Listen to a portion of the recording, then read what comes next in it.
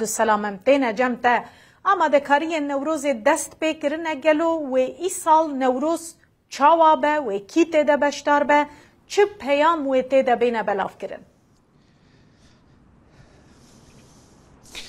Belêvî roj başî were bîrate partî jî li vir bû li vî qadê bûn em bi 100 hezara kes li vî qadê bûn berî hilbijartinên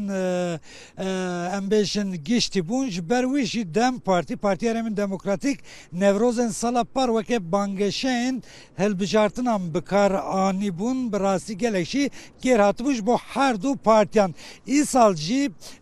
tu jî dizanî Dem Partiyê ma kêmek berî niha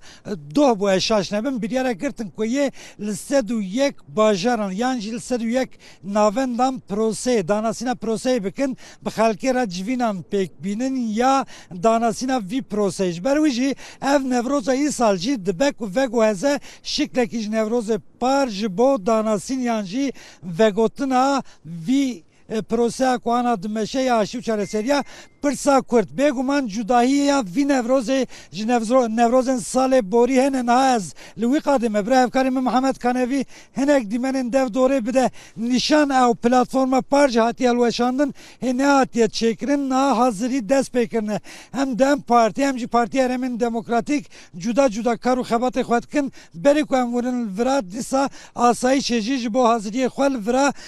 di nav li vû tevgerek de bûn niha Mehmed Şîrîn Gürbüz li gel min e Hevserokê Partiya Herêmên Demokratîk ya Amedê ez ê ji wî bipirsim amamosta merheba spas bu hatine te. Merheba selavores. Çi cudayiyek vî Newrozê heye ji Newrozên salê berê tu dixwazî çi bêjî? Ez bawerim bi salan li vê qadê Newrozên aşitiyê Newrozên xwestekê gelê Kurd li vê derê tê berdewam kirin. Ev Newroz ê bi aşitiya gelên Kurd, azadiya gelên Kurd, ev Newroz ê bi azadiya Rêzdar Öcalan. Belê. Niha tê pêşbînîkirin hêvîdarê jî pirsî gotek heye ku mümkün e geloyan jî xeberek we ji wî tiştê heye ku berî Newrozê hevdîtinek carek din bi rêberê PKK Abdullah Öcalan re pêk were peyamek ji wir were ew peyam jî li vira bêxwendin tu hazirî û li vî tevgerek wisa belê serî da em viya bînin ziman peyama a civakê ra boî civakek demokratîk civakek hat nîşandan ez bawerim ew peyama rind nîqaş bibû rind were xwendin li ser were nîqaşkirin hemû peyam di wê peyama Rêzdar Öcalan da heye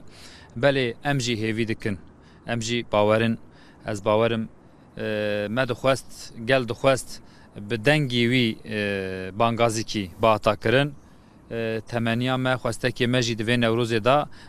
hem em bêjin ki bi dengê wî pîrozbayiya Newrozê û pîrozbayiya destpêka aşitiyê were kirin xwestekê me viya ye belê viya nayê wê merhelekî viya nayê wê gotinekî ew peyamên 2013 da li vira bi milyonan kesa peyamê wî hat dayîn û gel li wê peyamê xwedî derket ez bawerim Newroza 2025 ev ê bibe Newroza bi milyonên gelên Kurd gelên Türk gelê bawermend jiyanek bi hevra berdewam dikin û vê jiyanê dixwazin di welatek demokratîk civak demokratîk ta bide meşandin û jiyana xwe wî hawî berdewam bike xwestek û mafên gelê Kurd di her hawî da were dîyin û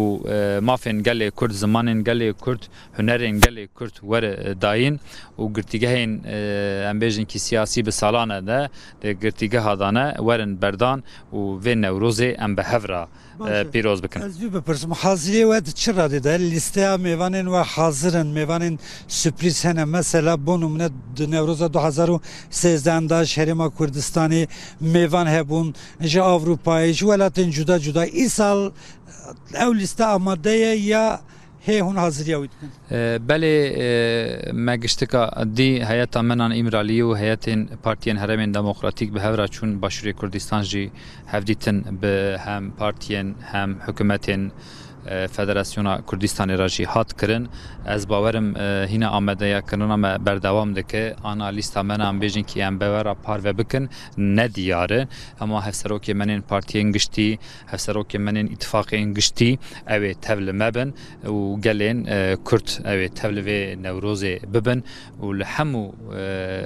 qada te jî gava berî anî ziman li sed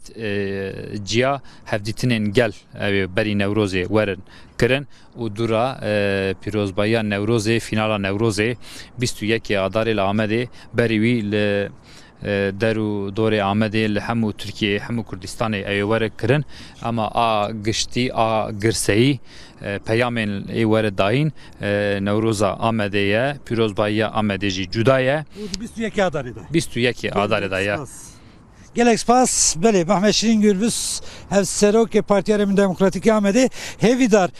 dibe ku ew lîste amade bed navxwe kitekitê Newrozê ku bên axaftin li ew lîste hê eşkere nekiribe giringiyekî cuda ji bo vî Newrozê tê dayîn kêne Newroza îsalda yê ku em ji DBP û Dem Partiyê diyarin Tuncer Bakırhan, Çiğdem Kılıçkın û Çar Sebahat Tuncel, Mehmet Kamaç dîsa çavê min jî başna bin yan ji ronahiyê Faik Özgür Erol wek mêvan Tülay Hatimoğulları Keskin Bayındır Meral Danış Beştaş Halide Türkoğlu ew navên diyar yê ku vî Newrozê bin ew diyarin lê ew mêvanên sürpriz jî heye eşkere nebûn hêvîdar. Spas Abdüselam Akıncı tu ji Amedê li gel me bûyî.